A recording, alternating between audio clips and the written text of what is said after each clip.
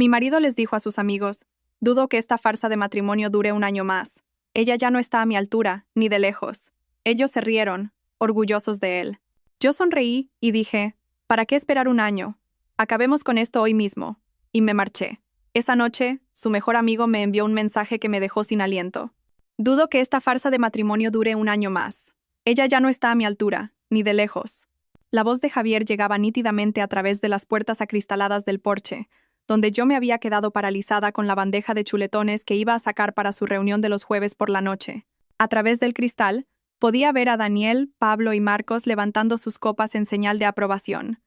Sus risas sonaban agudas y cómplices. Estaban sentados en mis muebles de jardín, bebiendo vino de mi bodega personal, comiendo la comida que yo había preparado en el patio de la casa que yo había pagado, brindando por la declaración de mi marido de que yo era inferior a él. Daniel incluso se levantó para darle una palmada en la espalda a Javier, diciendo algo sobre que se merecía algo mejor. Dejé la bandeja sobre la mesa del porche con manos firmes. Aunque cada célula de mi cuerpo gritaba, aún no me habían visto. Durante 30 segundos me quedé allí, observando a mi marido aceptar elogios por planear dejarme, viéndolo regodearse de orgullo, mientras sus amigos validaban su desprecio por la mujer que había construido todo a su alrededor. Los chuletones reposaban en la bandeja, todavía chisporroteando de la parrilla, mientras yo permanecía inmóvil detrás de una columna. A través de las puertas de cristal, Pablo estaba rellenando las copas de todos con el Vega Sicilia único que yo guardaba para nuestro aniversario el mes que viene.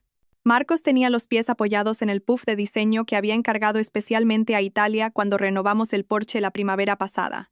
Se les veía tan cómodos en el espacio que yo había creado, tan a gusto en el éxito que yo había construido, mientras celebraban la decisión de mi marido de abandonarme.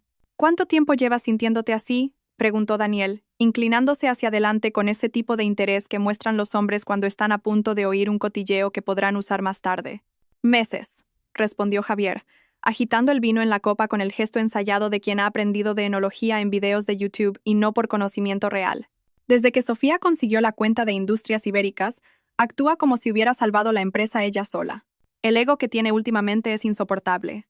La cuenta de Industrias Ibéricas, la que yo había conseguido sola mientras Javier estaba en un torneo de golf en Marbella, la que había requerido 17 reuniones, 3 rediseños de propuesta y una reestructuración completa de nuestra oferta de servicios para cerrarla. La cuenta que actualmente generaba el 40% de nuestros ingresos y que había llevado a otras 3 empresas del IBEX 35 a firmar con nosotros. «Tú levantaste esa empresa de la nada», dijo Marcos, con la convicción de quien nunca ha visto un solo informe financiero. Ella solo tuvo suerte con un par de trimestres buenos. Vi a Javier asentir, aceptando esta revisión de la historia como si fuera un hecho. Como si él no hubiera estado en el paro cuando nos conocimos, como si yo no hubiera estado dirigiendo un exitoso negocio como autónoma que transformé en una agencia mientras él perseguía un proyecto fallido tras otro. La plataforma de criptomonedas que perdió 60.000 euros. El servicio de suscripción de kits de comida que nunca se lanzó. La aplicación de meditación que no pudo competir con las alternativas gratuitas. Cada fracaso había mermado nuestros ahorros. Los ahorros que yo había generado mientras él prometía que la siguiente idea sería la buena. Pablo se levantó para coger otra botella de la vinoteca que yo había instalado en la cocina exterior. «Necesitas a alguien que aprecie lo que tú aportas, Javi. Alguien que entienda que ser un visionario no consiste en el trabajo pesado del día a día. Ser un visionario». Así es como Javier se definía a sí mismo en las cenas con amigos mientras yo me encargaba de la visión real de hacer crecer nuestra empresa. Él acorralaba a la gente con sus teorías sobre cómo revolucionar industrias mientras yo cerraba tratos, gestionaba al personal y respondía llamadas de clientes a medianoche. Él pontificaba sobre filosofía de liderazgo mientras yo lideraba, sobre estrategia mientras yo la ejecutaba, sobre el éxito mientras yo lo alcanzaba. «Sofía ha cambiado», continuó Javier con el tono herido de alguien que ha ensayado este discurso. «Antes apoyaba mis sueños. Ahora solo me echa en cara las cifras. Que si los ingresos, que si los márgenes de beneficio. No entiende que un negocio es más que hojas de cálculo». Daniel se rió, un sonido que resonó en el porche que yo diseñé con el paisajista. Parece que se ha convertido en una de esas ejecutivas estiradas y sin alma. Sin visión, solo ejecución. Solo ejecución. La ejecución que nos había llevado de una oficina en casa a unas instalaciones en pleno Paseo de la Castellana con 23 empleados. La ejecución que permitía a Javier conducir su BMW, vestir sus trajes de marca, jugar al golf en el club de campo y organizar estas reuniones de los jueves donde, al parecer, discutía lo bajo que yo había caído a sus ojos. Mi móvil vibró en el bolsillo. Un mensaje de Sara, nuestra desarrolladora principal. A Industrias Ibéricas les encanta la nueva propuesta de campaña. Están listos para firmar el contrato de ampliación mañana. Lo has vuelto a conseguir. Mañana. Mañana tenía la reunión más importante de la historia de nuestra empresa. Un contrato que duplicaría nuestros ingresos y nos consolidaría como un actor principal en el sector. Y aquí estaba mi marido, mi socio, el hombre cuyo nombre figuraba junto al mío en cada documento de la empresa, diciéndoles a sus amigos que nuestro matrimonio era una farsa. La cosa es, dijo Javier sirviéndose otra copa, la cuarta según mis cálculos, que lo he estado documentando todo. Cada vez que toma una decisión sin consultarme, cada vez que socava mi autoridad con el personal. Mi abogado dice que tengo un caso sólido para quedarme con al menos la mitad de la empresa, quizá más. Su abogado. Ricardo Vega, del Club de Campo, el que me dijo que solo era un compañero de pádel. Se habían estado reuniendo para hablar de la división de los bienes que yo había construido, mientras yo los estaba construyendo. «¡Qué listo!», dijo Pablo, levantando de nuevo su copa. «Tenlo todo bien atado antes de que ella se dé cuenta de lo que le viene encima». «No se lo esperará», les aseguró Javier, su confianza alimentada por el vino y el eco de la validación de sus amigos. Sofía se cree muy lista con sus presentaciones y contratos, pero no entiende el juego real que se está jugando aquí. El juego real. El juego en el que él había estado planeando destruirme mientras dormía en mi cama, comía en mi mesa y vivía de mi éxito. El juego en el que había convencido a sus amigos y probablemente a sí mismo de que yo era la afortunada en este matrimonio. Cogí la bandeja de chuletones, ya fríos hasta el punto de que necesitarían recalentarse. A través del cristal, los observé a los cuatro. Esos hombres que habían comido en mi mesa docenas de veces, que habían celebrado fiestas en mi casa, que se habían beneficiado de mi hospitalidad mientras, al parecer, creían que yo era inferior a su amigo. Las reuniones de los jueves cobraban sentido ahora. No eran partidas de póker o sesiones de estrategia, sino reuniones para planificar mi humillación. Cada semana, mientras yo trabajaba hasta tarde o viajaba por negocios, ellos habían estado reforzando las fantasías de Javier, alimentando su ego, ayudándole a construir una narrativa en la que él era la víctima del éxito de una esposa desagradecida. Empujé las puertas acristaladas con la bandeja aún en mis manos, los chuletones ahora fríos y olvidados. Las cuatro cabezas se giraron hacia mí en perfecta sincronización, sus risas muriendo a medio camino. El vaso de cristal de Javier se detuvo a medio camino de sus labios, el líquido ambarino en su interior reflejando las luces del porche que yo había colgado el verano pasado. El silencio que siguió fue tan completo que pude oír el zumbido lejano del filtro de la piscina de nuestros vecinos. «Sofía». La voz de Javier se quebró al pronunciar mi nombre, transformándose de narrador seguro a adolescente pillado infraganti en una sola sílaba. Nosotros solo estábamos... ¿Para qué esperar un año? Dejé la bandeja en una mesa auxiliar con una calma deliberada, mi voz con el mismo tono medido que usaba al despedir a proveedores incompetentes. Acabemos con esto hoy mismo. No querría que soportaras otros 12 meses casada con alguien que está tan por debajo de tu nivel. El rostro de Daniel se quedó blanco. Pablo de repente encontró la pantalla de su móvil fascinante. Marcos dio un paso atrás, casi derribando la vela de citronela que yo había encendido antes para ahuyentar a los mosquitos. Pero Javier, mi marido durante 12 años, el hombre que había prometido amarme y respetarme frente a 200 invitados, solo me miraba con la boca ligeramente abierta, sin palabras por una vez en su vida. Me di la vuelta y volví a entrar por las puertas acristaladas, dejándolos congelados en su estampa de culpabilidad. Mis pasos sobre el parqué resonaron por la casa mientras me dirigía directamente a nuestro dormitorio. Detrás de mí oí susurros frenéticos, sillas raspando contra el hormigón. El pánico de unos hombres que habían sido sorprendidos no solo cotilleando, sino conspirando. En el vestidor del dormitorio principal estaba mi juego de maletas Samsonite, un regalo que me hice a mí misma tras cerrar nuestro primer contrato de 1 millón de euros. Saqué la maleta más grande y la puse abierta sobre la cama que habíamos compartido durante 5 años en esta casa. Mis manos se movían con precisión quirúrgica, doblando las americanas que había llevado a reuniones a las que Javier no había asistido, guardando las joyas que me había comprado a mí misma tras cada hito empresarial importante, recogiendo los bolsos de diseño que representaban bonus que él había reclamado como nuestro éxito, sin haber contribuido en nada para ganarlos. Del baño, recogí mi rutina de cuidado facial, los serums y cremas caros en los que había invertido, porque cuidar de mí misma era una de las pocas cosas que podía controlar mientras gestionaba un negocio y un matrimonio con alguien que resentía mi éxito. El botiquín guardaba mis medicamentos, vitaminas, las pastillas para dormir que había necesitado con más frecuencia a medida que las reuniones de los jueves de Javier se hacían más largas y ruidosas. Oí pasos en la escalera, varios, vacilantes y descoordinados. Subían como niños que se acercan a un padre al que han decepcionado, sin saber si se enfrentarían a la ira, la decepción o algo peor, la indiferencia. Sofía, por favor, ¿podemos hablar de esto? Javier apareció en el umbral del dormitorio. Su pelo cuidadosamente peinado ahora revuelto de tanto pasarse las manos por él.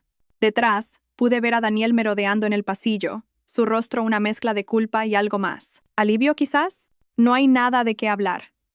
Cerré la cremallera de mi neceser y lo metí en la maleta. Has dejado tu postura muy clara. Estoy por debajo de ti. Nuestro matrimonio es una farsa. Te has estado reuniendo con Ricardo Vega para los trámites del divorcio. ¿De qué exactamente te gustaría hablar? El color desapareció de su rostro al mencionar a Ricardo.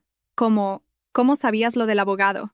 Saqué mi maletín del portátil del armario, el que contenía cada contraseña, cada contacto de cliente, cada pieza de propiedad intelectual que desarrollé para nuestra empresa. De la misma manera que sé de la cuenta bancaria separada que abriste en enero. De la misma manera que sé que has estado diciendo a posibles inversores que soy emocionalmente inestable y que estoy perjudicando a la empresa con mi ego. Daniel se hizo visible detrás de Javier, y algo en su expresión hizo que todo encajara. La culpa no era solo por esta noche. Era más profunda, más antigua, cargada con el peso de una traición prolongada. Fuiste tú, dije, mirando directamente a Daniel. Tú me enviaste ese mensaje anónimo hace una hora. Revisa las reuniones de los jueves de tu marido. Necesitas saber lo que está diciendo de ti. Javier se giró para encarar a su mejor amigo, su rostro contorsionado por una rabia que nunca le había visto dirigir a nadie más que a mí.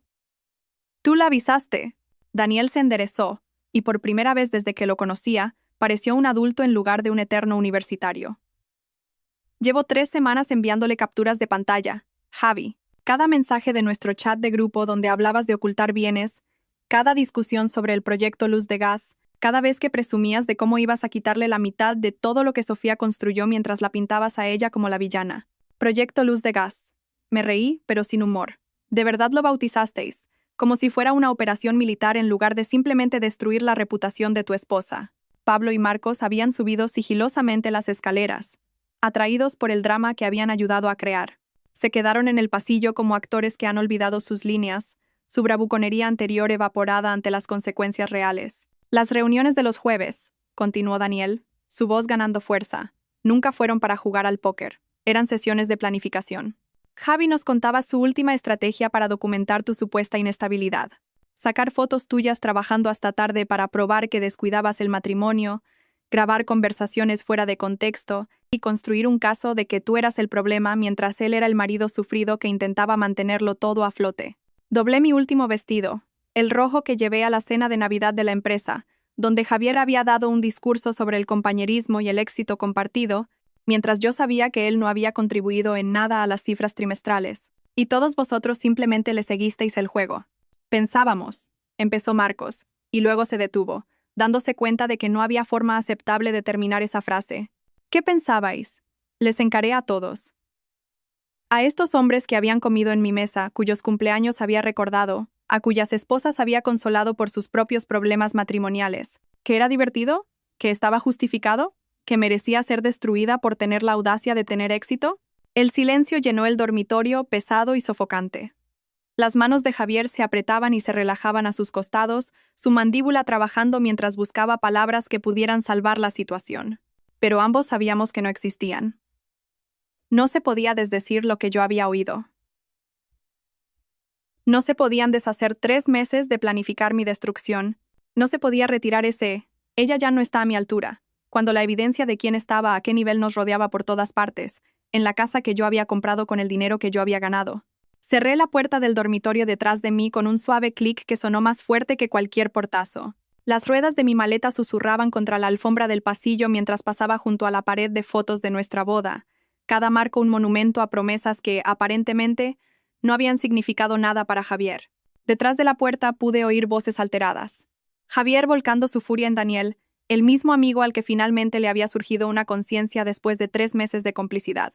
El ascensor de nuestro edificio se movía con una lentitud exasperante, dándome demasiado tiempo para pensar en lo que estaba dejando atrás. No solo la casa o el matrimonio, sino la versión de mí misma que había creído que el amor significaba un compromiso sin fin, que había minimizado sus propios logros para proteger un ego frágil, que había pagado las facturas mientras fingía no notar que su marido conspiraba para su caída con sus secuaces de los jueves por la noche. El Hotel Eurostars Madrid Torre brillaba contra el cielo del atardecer, su fachada de cristal reflejando la ciudad que yo había conquistado, cliente a cliente, mientras Javier jugaba a ser empresario. Crucé el vestíbulo con los hombros rectos, negándome a parecer una mujer que huye de su hogar. La recepcionista, una joven de ojos amables y sonrisa profesional, no hizo preguntas cuando solicité una suite ejecutiva para una semana, pagando con la tarjeta de crédito que Javier no sabía que existía. Mi fondo de emergencia, construido con bonus que nunca había mencionado porque había aprendido hace años que la independencia financiera era oxígeno en un matrimonio asfixiante. La suite en la planta 23 tenía vistas al distrito financiero, donde mañana todavía tendría que enfrentarme a los directivos de Industrias Ibéricas, fingiendo que mi vida no acababa de implosionar. Unos ventanales de suelo a techo enmarcaban las luces de la ciudad que comenzaban a titilar mientras la noche caía sobre la capital. El espacio era estéril y perfecto, sin recuerdos incrustados en los muebles, sin fantasmas de tiempos mejores acechando en las esquinas, sin rastro de whisky de 18 años ni de risas falsas. Mi móvil había estado vibrando continuamente desde que salí de casa. El nombre de Javier aparecía una y otra vez en la pantalla, los mensajes progresando a través de etapas predecibles. Primero la ira. Estás siendo una dramática. Vuelve aquí ahora mismo. Luego, la manipulación. Lo has entendido todo mal. Tenemos que hablar. La falsa disculpa. No lo dije con esa intención. Y, finalmente, las amenazas. Estás destruyendo nuestra empresa con este numerito. Los inversores se retirarán si se enteran de esto. Dejé el teléfono sobre la encimera de mármol del baño y abrí la ducha, dejando que el agua se calentara hasta que el vapor llenó la habitación. De pie bajo el cabezal de efecto lluvia, el agua cayendo sobre mí con una presión que la ducha de nuestra casa nunca había alcanzado, finalmente me permití sentir todo el peso de lo que había sucedido. 12 años. Había pasado 12 años construyendo una vida con alguien que había estado documentando mi destrucción, reuniendo pruebas para una guerra que yo no sabía que estábamos librando. Las lágrimas llegaron entonces, mezclándose con el agua de la ducha, mis sollozos resonando en las paredes de mármol donde nadie podía oírlos. Me quedé bajo el agua hasta que se enfrió, hasta que mi piel se arrugó y mis ojos se hincharon, hasta que había llorado no solo la traición, sino la humillación de no haberlo visto antes. Todas esas noches de jueves en las que había preparado comida para sus reuniones, todas esas mañanas en las que lo había besado de despedida antes de ir a reuniones que él decía apoyar. Todas esas presentaciones en las que se había puesto a mi lado, llevándose el mérito por un trabajo que nunca había hecho. Había estado actuando en una obra de teatro donde todos conocían el final excepto yo. Cuando salí del baño envuelta en el mullido albornoz del hotel, el sol se había puesto por completo. La ciudad a mis pies se veía diferente desde esta altura, más pequeña, manejable, como un problema que podía resolverse con la estrategia adecuada. Pedí servicio de habitaciones, no porque tuviera hambre, sino porque necesitaba recordar cómo cuidar de mí misma, sin tener en cuenta las preferencias de otra persona. Salmón, no chuletón. Un verdejo, no un bourbon. Un culán de chocolate, porque Javier siempre había llamado a los postres calorías innecesarias, y yo había olvidado lo que se sentía al ser innecesaria. Patricia Vargas contestó al segundo tono, aunque eran más de las 9. Su voz transmitía la autoridad de alguien que había estado esperando esta llamada. Estaba esperando tu llamada, Sofía. Daniel ya me ha enviado un resumen de la situación. Eso me detuvo a medio bocado de salmón. ¿Daniel contactó contigo? Hace 2 horas. Quiere asegurarse de que tengas todo lo que necesitas para protegerte a ti y a la empresa. Está dispuesto a prestar declaración jurada sobre la manipulación financiera de Javier y la conspiración para fabricar pruebas de inestabilidad. El tono de Patricia era práctico, como si los maridos que conspiran para destruir a sus esposas fueran un martes cualquiera en su mundo. ¿Puedes venir a mi despacho mañana a las 8? Trae toda la documentación que tengas, extractos bancarios, registros de la empresa, registros de comunicaciones, todo. Acepté. Luego pasé las siguientes 3 horas organizando archivos en mi portátil, creando carpetas con el tipo de etiquetado detallado que había hecho exitosa a nuestra empresa. Proyectos fallidos de Javier contenía la documentación de cada euro que había invertido en sus sueños. 60,000 en plataformas de criptomonedas, 40,000 en el servicio de kits de comida, Sancher, 000 en la aplicación de meditación que nunca se lanzó. Aportaciones a la empresa guardaba cada contrato que había negociado, cada cliente que había conseguido, cada noche que había trabajado hasta tarde mientras la oficina de Javier permanecía a oscuras. Manipulación financiera pronto contendría lo que fuera que Daniel estuviera a punto de entregar.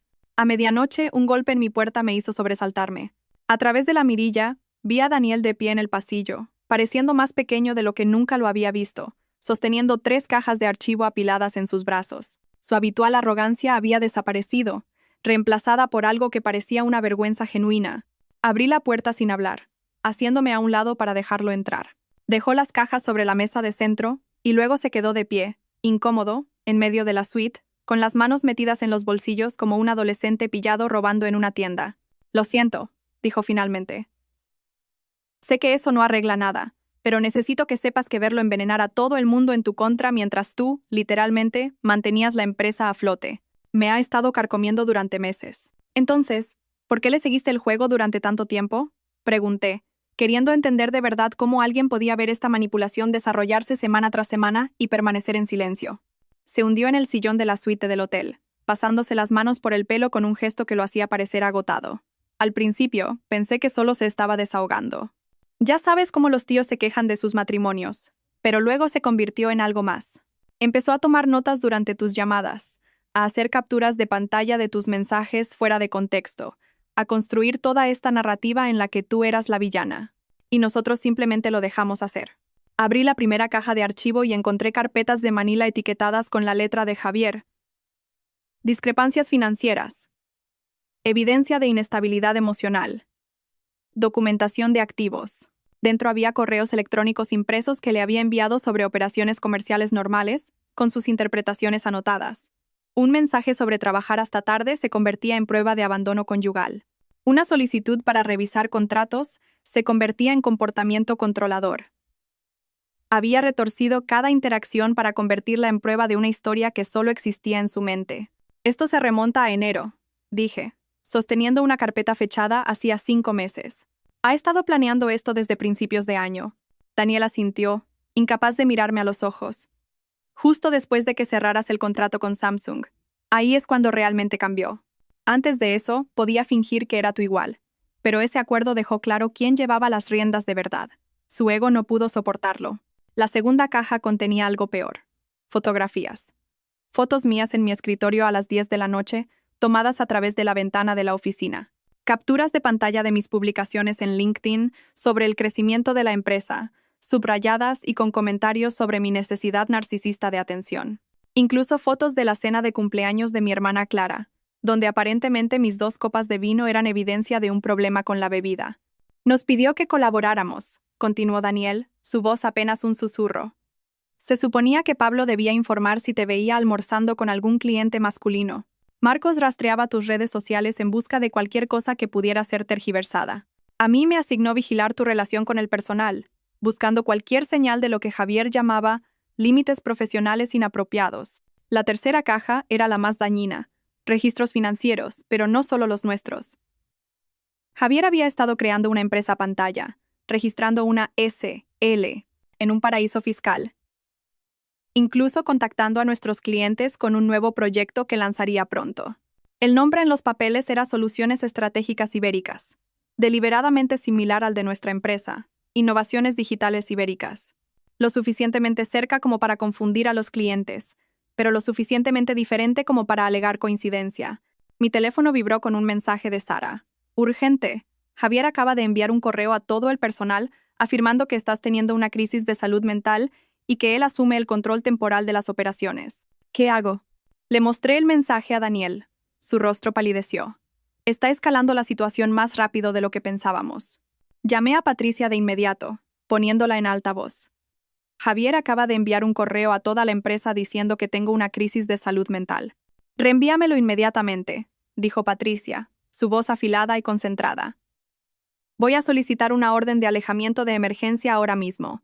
Esto entra en el terreno de la difamación y el posible fraude». «Daniel, ¿estás ahí?». «Sí», respondió él, enderezándose en su silla. «Necesito que me envíes todo lo que tengas sobre ese supuesto proyecto Luz de Gas de inmediato. Cada mensaje, cada nota de reunión, cada pizca de evidencia. Sofía, no respondas a ese correo. No contactes a tu personal directamente todavía. Déjame manejar esto legalmente primero.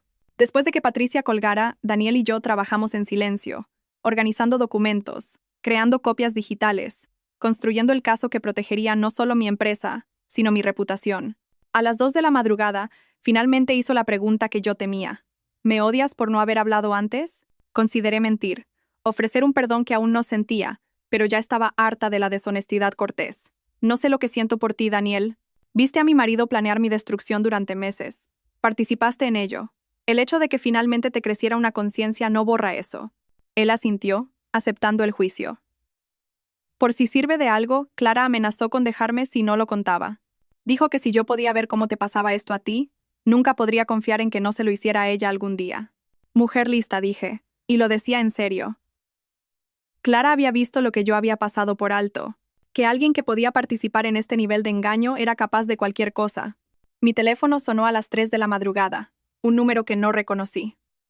En contra de mi buen juicio, contesté. Sofía, soy Laura, la mujer de Pablo. Su voz temblaba, como si hubiera estado llorando. Acabo de enterarme de lo que han estado haciendo. Pablo llegó borracho de tu casa esta noche. Me lo contó todo. Estoy asqueada. Quiero que sepas que tengo grabaciones. ¿Grabaciones? Pablo volvía a casa de esas noches de los jueves y presumía de lo que discutían. Creía que era divertido ver a Javier planear este elaborado montaje. Empecé a grabarlo después de la tercera semana porque algo no me cuadraba. Tengo horas de él describiendo sus planes, riéndose de cómo no tenías ni idea de lo que se te venía encima. Otra aliada, surgida de un rincón inesperado. ¿Puedes enviárselas a mi abogada? Ya las he subido a la nube. Te enviaré el enlace. Sofía, yo también voy a pedir el divorcio. Si Pablo pudo participar en algo tan cruel, ¿de qué más es capaz? ¿Qué me haría a mí si alguna vez ganara más que él o le hiciera sentir pequeño? Después de que Laura colgara, me quedé de pie junto a la ventana, observando la ciudad dormir a mis pies. En algún lugar, Javier probablemente estaría paseándose por nuestra casa, dándose cuenta de que su plan cuidadosamente construido se estaba desmoronando. Sus amigos se estaban volviendo en su contra. Su abogado vería las pruebas y le aconsejaría rendirse. El personal que intentó manipular elegiría a la persona que realmente había construido sus carreras. Daniel se preparó para irse a las 4 de la mañana, recogiendo su abrigo con movimientos que parecían dolerle. En la puerta, se giró una última vez. Lo irónico es que Javier nunca estuvo por debajo de tu nivel, Sofía. Le habría sostenido para siempre si tan solo hubiera estado agradecido en lugar de resentido. Le querías lo suficiente como para hacerlo tú igual, incluso cuando no lo era. Eso es lo que nunca entendió. Cerré la puerta detrás de Daniel y me quedé sola en mi suite de hotel, viendo cómo el sol comenzaba a salir sobre la ciudad. 4 horas de sueño tendrían que ser suficientes. La reunión con los inversores de hoy determinaría no solo el futuro de mi empresa, sino si la narrativa cuidadosamente elaborada por Javier colapsaría bajo el peso de la evidencia. Me duché rápidamente. Elegí mi traje negro más elegante, el que había llevado al cerrar el trato con Samsung, y me maquillé para ocultar el agotamiento que amenazaba con traslucirse. Patricia llamó mientras salía del hotel. La orden judicial de emergencia ha sido aprobada. Javier tiene legalmente prohibido acceder a las cuentas de la empresa o tomar cualquier decisión operativa sin la aprobación del consejo. ¿Recibirá la notificación esta mañana? Probablemente justo antes de la reunión. Se va a poner furioso. Que lo esté. La ira hace que la gente cometa errores. También he enviado el paquete de pruebas a cada miembro del consejo individualmente. Habrán tenido tiempo de revisarlo antes de que os reunáis todos. El edificio de oficinas se alzaba contra el cielo matutino como un monumento a todo lo que había construido. Llegué a las 6 de la mañana, usando mi tarjeta para entrar por el acceso ejecutivo. El edificio estaba casi vacío, solo la seguridad y el equipo de limpieza nocturno, que asintieron al reconocerme. Me habían visto allí a todas horas a lo largo de los años, a diferencia de Javier, cuya tarjeta rara vez registraba actividad antes de las 10 de la mañana. Daniel ya estaba en la sala de juntas, organizando documentos impresos con precisión metódica. Se había cambiado de ropa, pero tampoco había dormido. A juzgar por las tazas de café que ya se acumulaban en la mesa auxiliar. Trabajamos sin hablar al principio, creando estaciones de evidencia por la sala. Registros financieros en un extremo, testimonios de clientes en otro. La documentación del proyecto Luz de Gas destacada en un lugar donde Javier tendría que enfrentarse a ella. Intentará presentar esto como una disputa matrimonial que no debería afectar al negocio, dijo Daniel, ajustando la pantalla de proyección. Ese será su primer movimiento. Hacerlo personal, no profesional. Y cuando lo haga, es cuando muestras la diapositiva 17, los documentos de registro de su SL competidora. Nada dice traición profesional, como intentar robar a tus propios clientes mientras sigues cobrando un sueldo. Sara llegó a las 8 de la mañana con su portátil y una expresión sombría. La mitad del personal está lista para testificar si es necesario. La otra mitad está actualizando sus currículums por si esto sale mal. No saldrá mal, dije con más confianza de la que sentía. Al menos, no para ellos. Los miembros del consejo comenzaron a llegar a las 9:30. Margarita Chen fue la primera, su expresión indescifrable mientras me saludaba con la cabeza antes de tomar asiento. Jaime Herrero, de nuestra cuenta de cliente más grande, técnicamente no era miembro del consejo, pero fue invitado dada la participación de su empresa en nuestra estabilidad. Otros dos inversores, Roberto Kim y David Acosta, ambos habían cuestionado las contribuciones de Javier en reuniones anteriores, solo para ser recibidos con sus evasivas y mis intervenciones diplomáticas. A las 9:55, Patricia entró y se sentó a mi lado. Su presencia era una clara señal de que esto ya no era solo una discusión de negocios. Las implicaciones legales flotaban en el aire como una amenaza. Exactamente a las 10, entró Javier. Llevaba el traje de Tom Ford que le había comprado para nuestro 10º aniversario, el que había usado para aceptar un premio de la industria por un trabajo que yo había hecho mientras él estaba en Cabo. Su colonia le precedía, el mismo aroma caro que había llevado a cada reunión en la que se había atribuido mis logros. Se detuvo al ver la configuración de la sala. Daniel a mi lado en lugar de con él, la presencia de Patricia, las expresiones serias del consejo. Sus ojos encontraron los de Daniel. Y la mirada que se cruzaron podría haber congelado el fuego. Daniel no se inmutó, aunque vi que apretaba la mandíbula. Javier se recuperó rápidamente. Su sonrisa de vendedor se deslizó en su lugar mientras tomaba asiento. Agradezco que todos se hayan reunido con tan poca antelación, comenzó Javier, sacando unas tarjetas que obviamente había preparado. Sé que ha habido preocupaciones sobre las recientes interrupciones en nuestra estructura de liderazgo. Quiero asegurarles que, a pesar del actual estado emocional de mi esposa, te voy a parar ahí mismo, interrumpió Margarita Chen, su voz cortando su actuación como una cuchilla. Hemos revisado la documentación proporcionada por la asesoría legal de la SRA, Ibáñez. Tus afirmaciones sobre su estado mental parecen no solo infundadas, sino deliberadamente fabricadas. La sonrisa de Javier vaciló. Entiendo que Sofía ha pintado una cierta imagen. La imagen la pintaron tus propios mensajes, señor Ibáñez, dijo David Acosta, sosteniendo una captura de pantalla impresa. Este chat de grupo donde discutes el proyecto Luz de Gas, donde elaboras estrategias sobre cómo documentar pruebas falsas de inestabilidad. Estas son tus palabras, ¿no es así? Hice clic en la primera diapositiva de mi presentación, mostrando el mensaje de Javier de hacía 6 semanas. Seguid documentándolo todo. Necesitamos mostrar un patrón de comportamiento errático, incluso si tenemos que crearlo. La sala se quedó en silencio. El rostro de Javier pasó por un ciclo de emociones. Sorpresa al ver sus mensajes privados expuestos, ira por la traición de Daniel, y, finalmente, el cálculo desesperado de alguien que intenta salvar una situación insalvable. Esos mensajes están sacados de contexto, intentó. Daniel claramente tiene su propia agenda aquí. Mi agenda, habló Daniel por primera vez, su voz firme, es asegurarme de que se sepa la verdad. Durante 3 meses te vi planear la destrucción de la mujer que construyó esta empresa mientras tú no aportabas nada más que obstrucción y mérito robado. Tú fuiste parte de ello, estalló Javier, revelando más de lo que pretendía. Te sentabas allí cada jueves, participando, animando. Sí, dijo Daniel simplemente. Lo hice y me equivoqué. La diferencia es que yo estoy tratando de enmendarlo. Avancé a la siguiente diapositiva.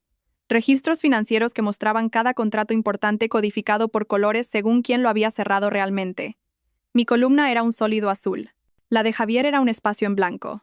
En los últimos 24 meses, comencé. Mi voz con la autoridad que había ganado a través de logros reales.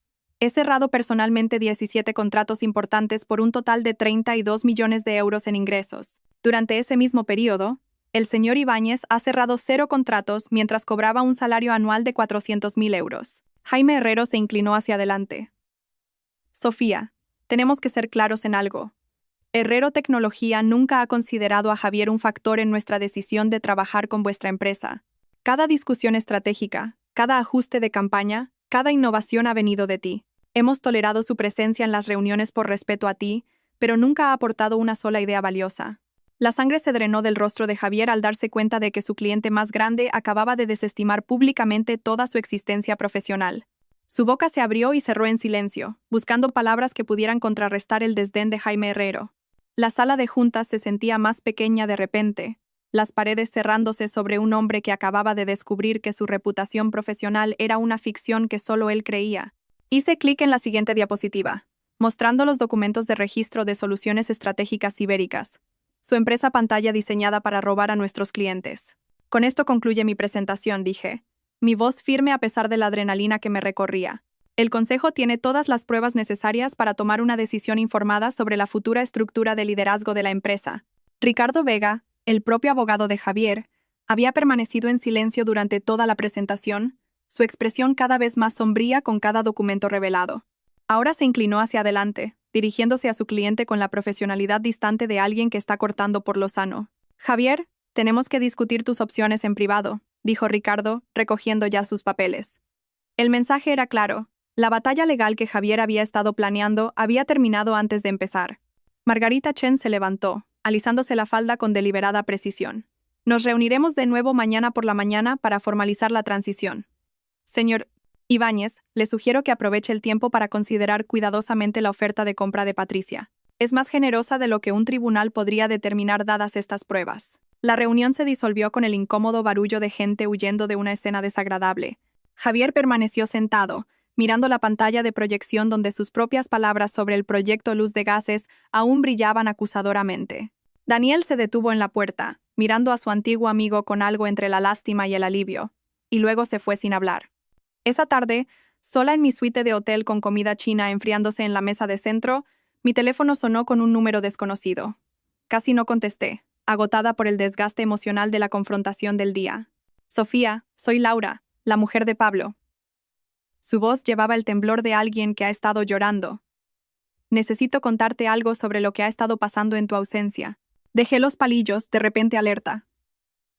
Laura y yo habíamos hablado quizás 5 veces en 8 años. Siempre conversaciones agradables pero superficiales en cenas de grupo. Pablo volvió a casa de la reunión de inversores hoy, continuó. Y estaba diferente. Me contó todo sobre lo que te habían estado haciendo. Pero, Sofía, es peor de lo que crees. Javier les había estado entrenando a todos sobre cómo manejar a sus esposas. Lo llamaba mantener el marco y gestión estratégica de relaciones. Se me revolvió el estómago. ¿Qué quieres decir con entrenándoles? Encontré el diario de Pablo. Páginas y páginas de consejos de Javier. Cómo documentar los gastos de tu esposa para hacerla parecer irresponsable. Cómo hacerle luz de gas sobre situaciones sociales, haciéndola dudar de su memoria. Cómo posicionarte como el racional mientras la pintas a ella como emocional e inestable. Pablo ha estado usando estas tácticas conmigo durante meses, y yo pensaba que me estaba volviendo loca. La destrucción paralela de matrimonios. Javier no solo había estado planeando mi caída, había estado enseñando a sus amigos a destruir la confianza y la credibilidad de sus propias esposas. Una clase magistral de manipulación disfrazada de partidas de póker de los jueves por la noche. Le mostré el diario a Pablo, continuó Laura, su voz más fuerte ahora. Le hice leer sus propias palabras en voz alta, la cara que puso cuando se dio cuenta en qué lo había convertido Javier. Sofía, nunca había visto a mi marido llorar antes de hoy. ¿Qué va a hacer? Va a cortar por completo con Javier. También ha aceptado ir a terapia de pareja, aunque no estoy segura de que nuestro matrimonio sobreviva a esto. ¿Cómo reconstruyes la confianza cuando alguien te ha estado socavando sistemáticamente con el entrenamiento de tu amigo? Después de que Laura colgara, me senté en la oscuridad de mi suite, con las luces de la ciudad parpadeando abajo como estrellas distantes. Mi teléfono vibró con un mensaje de Sara. Tienes que ver lo que está pasando en el club de campo. Adjuntaba una foto que alguien le había enviado. Javier, despeinado y claramente ebrio, pontificando en la barra ante cualquiera que le escuchara. Incluso en la imagen granulada, se podía ver a los otros clientes apartándose, la expresión de paciencia profesional del camarero agotándose. Barbara Fitzgerald llamó 1 hora después. La esposa del juez estaba conectada con todo el que importaba en nuestro círculo social, una mujer que coleccionaba información como otros coleccionan arte. Estuve en el club esta tarde, dijo sin preámbulos. Javier ha estado allí todos los días desde que vuestra separación se hizo pública. Hoy, le estaba diciendo a la gente que él construyó tu empresa solo, que tú eras solo una cara bonita que usaba para las reuniones con clientes. El delirio era tan completo que hasta los extraños intercambiaban miradas de preocupación. ¿Alguien le creyó? Bárbara se rió, un sonido agudo que no contenía humor.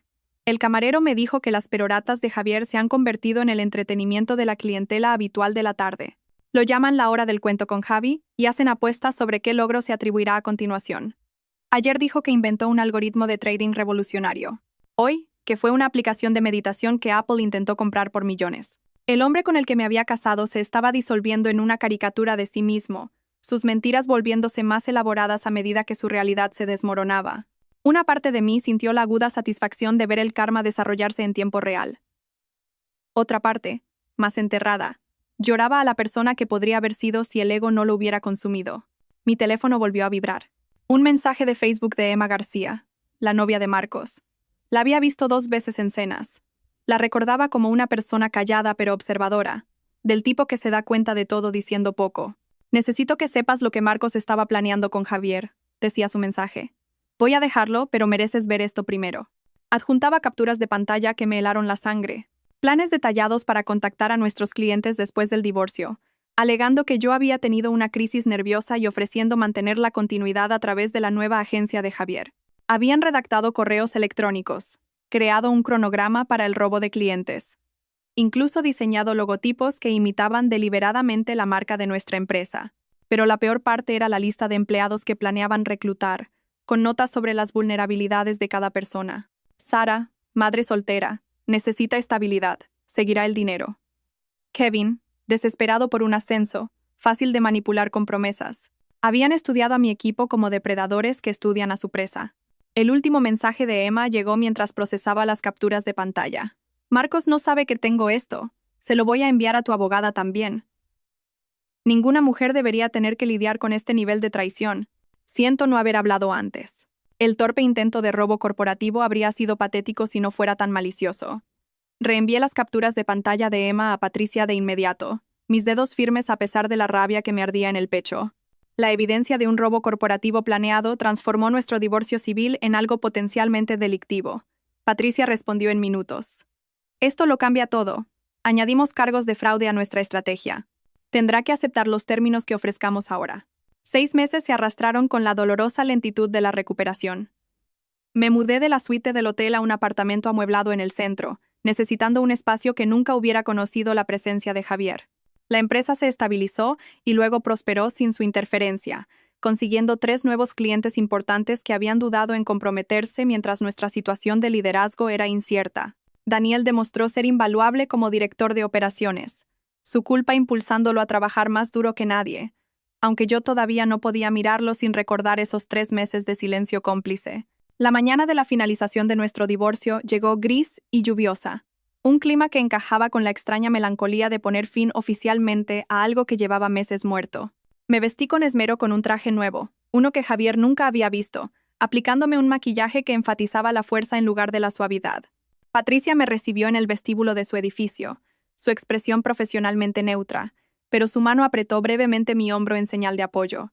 La sala de juntas olía a cuero y a café viejo, con ventanas que daban a la ciudad donde había reconstruido mi vida. Javier ya estaba allí cuando entramos, y la transformación me detuvo en seco. El hombre que una vez se pavoneaba por la vida en trajes de Tom Ford ahora llevaba una camisa básica de Zara, arrugada en los codos. Su rostro se había afinado dramáticamente, 20 kilos menos junto con sus delirios de grandeza.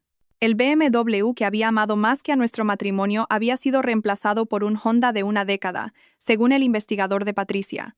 Sus manos temblaban al sostener el bolígrafo. Su abogado, el tercero que había contratado después de que Ricardo lo dejara y el segundo renunciara, parecía recién salido de la Facultad de Derecho, probablemente trabajando por una fracción de lo que Ricardo había cobrado. El joven no dejaba de consultar sus notas, claramente abrumado por la presencia de Patricia y la montaña de pruebas que habíamos recopilado. Los términos se mantienen como se discutió, dijo Patricia, deslizando el acuerdo final sobre la mesa. Las RA. Ibáñez conserva la propiedad total de Innovaciones Digitales Ibéricas, toda la propiedad intelectual asociada, la casa y todas las cuentas de inversión. El señor Ibáñez recibe sus efectos personales, las carteras de criptomonedas de sus empresas fallidas y el reloj de su abuelo. Sin pensión compensatoria, sin futuras reclamaciones sobre el negocio. La cláusula de no competencia se mantiene durante 5 años en el sector del marketing digital. La firma de Javier parecía el garabato de un niño, Nada que ver con la rúbrica segura que una vez usó en contratos que no había ganado. No pudo mirarme a los ojos, mirando en su lugar la mesa donde sus sueños de robar la mitad de mi imperio habían muerto. Cuando finalmente habló, su voz fue apenas un susurro. Sé que no me vas a creer, pero lo siento. Lo miré de verdad, a este cascarón vacío del hombre que una vez me había seducido con falsa confianza y sueños prestados. Tienes razón, dije en voz baja. No te creo. Firmó la última página y se fue sin decir una palabra más, sus pasos resonando en el pasillo como una marcha fúnebre por la persona que había fingido ser.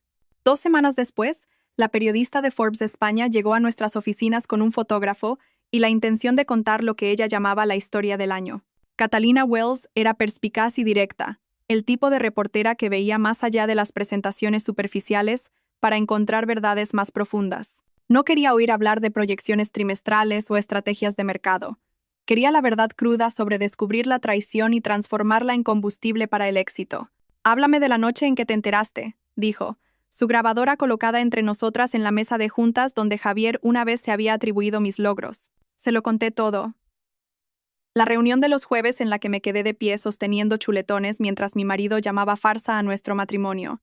La conciencia de Daniel despertando finalmente después de 3 meses de complicidad. Los documentos del proyecto Luz de Gas que revelaron una planificación sistemática para destruir mi reputación.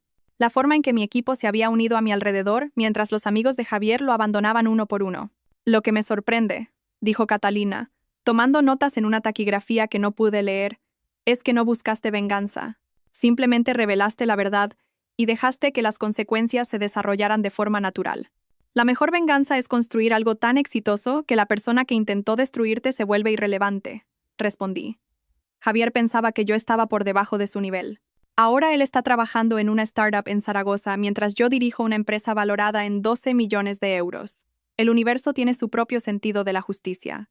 Su artículo se publicaría con el titular: Cómo Sofía Ibáñez construyó un imperio digital mientras se divorciaba de un lastre, y llegó a 2 millones de lectores en su primera semana. Mi bandeja de entrada se inundó de mensajes de mujeres compartiendo historias similares, agradeciéndome por mostrarles cómo era la supervivencia cuando se transformaba en éxito. Un mes después de finalizar el divorcio, llegó una carta escrita a mano a la oficina, reenviada desde una dirección en Zaragoza. La letra de Javier, temblorosa ahora donde una vez fue segura, llenaba 3 páginas con lo que él probablemente pensaba que era una disculpa. Pero incluso en su intento de remordimiento, el delirio persistía. Escribió sobre nuestro éxito, sobre cómo él había ayudado a construir la empresa, sobre ser una víctima de las circunstancias en lugar del arquitecto de su propia destrucción.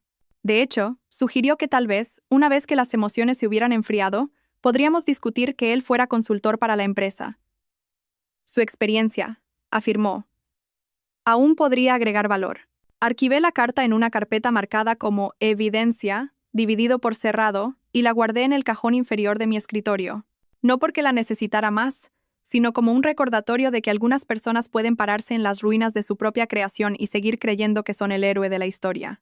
La fiesta de Navidad de la empresa ese año tuvo lugar en La Trattoria, el restaurante italiano donde Javier solía entretener a clientes que no había ganado. Había reservado toda la planta superior, queriendo celebrar no solo nuestro éxito financiero, sino nuestra supervivencia colectiva. Sara lo había organizado todo a la perfección, desde la selección de vinos hasta la disposición de los asientos que mantenía a los empleados más habladores estratégicamente separados. Cuando la cena terminaba y el vino soltaba las lenguas, Sara se levantó para hacer un brindis. Esperaba algo sobre las cifras trimestrales o las victorias de clientes. En cambio, levantó su copa con lágrimas en los ojos. Por la supervivencia, dijo simplemente, y por los líderes que se ganan sus títulos en lugar de robarlos. El brindis quedó suspendido en el aire mientras las copas tintineaban por toda la planta superior del restaurante. Luego, inesperadamente, nuestra directora financiera, Margarita, se levantó, su voz temblando con una emoción que nunca le había visto en 5 años de trabajo juntas.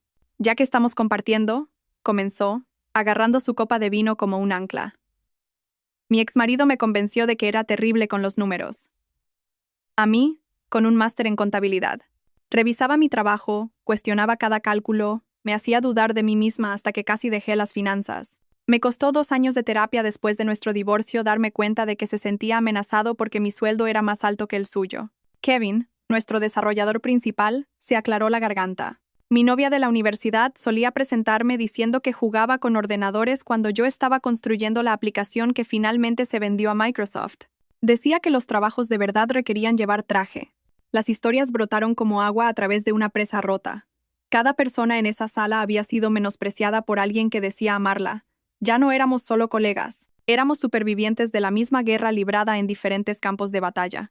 La velada se transformó de una celebración corporativa en algo más profundo. Un reconocimiento de que el comportamiento de Javier no era único, solo otro verso en una vieja y cansada canción que demasiados de nosotros habíamos sido forzados a escuchar. 11 meses después, la invitación llegó en cartulina color crema con letras doradas. La boda de Daniel y Clara.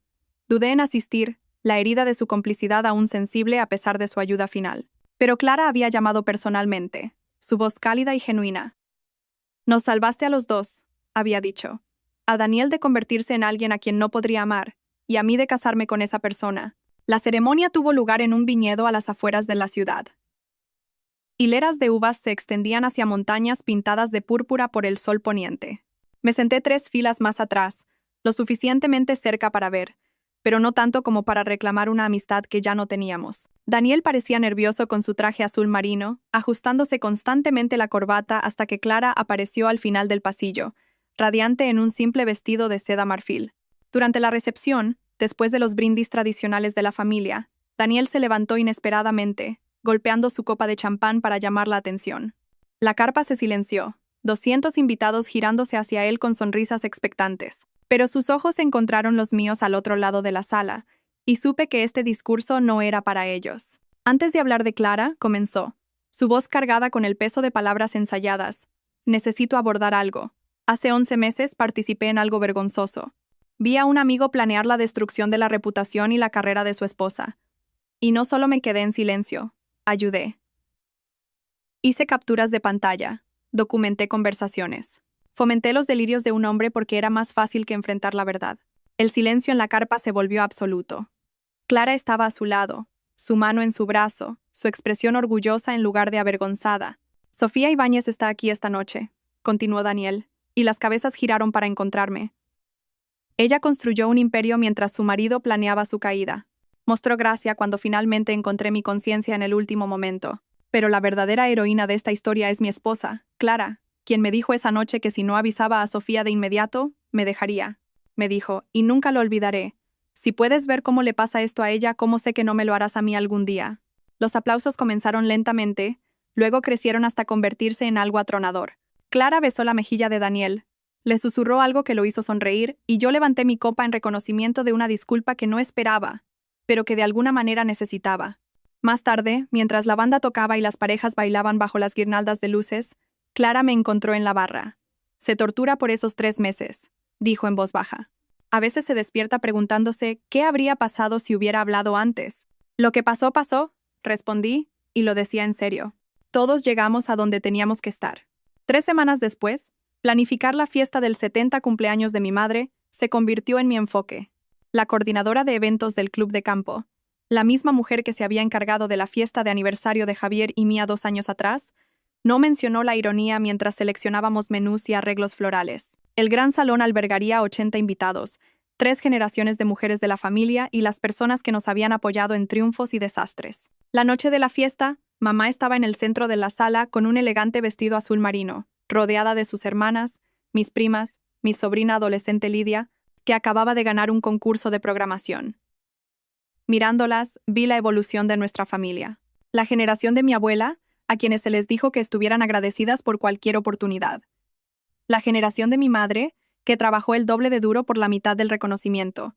Mi generación, luchando por la igualdad mientras hacía malabares con la tradición. Y la generación de Lidia, que simplemente esperaba la justicia como su derecho de nacimiento. Mamá me llevó a un lado cerca de la mesa de postres, el champán haciendo la más honesta de lo habitual. Lo vi, ¿sabes?, dijo en voz baja. Cómo Javier menospreciaba tus logros, se atribuía el mérito de tu trabajo. Debería haber dicho algo. ¿Por qué no lo hiciste? Miró al otro lado de la sala a mi padre, firme y solidario después de 45 años. A mi generación se le enseñó que el matrimonio era privado, que la interferencia causaba más daño que ayuda. Me equivoqué. Viéndote reconstruir, viéndote prosperar, Debería haber hablado cuando empezó a menospreciarte. Puede que no te hubiera escuchado, admití. A veces necesitamos descubrir la verdad por nosotros mismos. Un martes por la tarde, 3 semanas después de la fiesta de mamá, estaba seleccionando aceite de oliva en el Corte Inglés cuando lo vi. Javier estaba en el pasillo de la pasta, comparando precios de marcas blancas con la concentración de alguien que cuenta cada euro. Su camisa de Zara había visto días mejores, el bajo de sus pantalones ligeramente deshilachado. La alianza que había puesto en su dedo hacía años ya no estaba, dejando una marca pálida en su piel. Levantó la vista, nuestros ojos se encontraron a través de 5 metros de productos ecológicos y promesas rotas. Por un momento, comenzó a moverse hacia mí, su boca abriéndose como para hablar.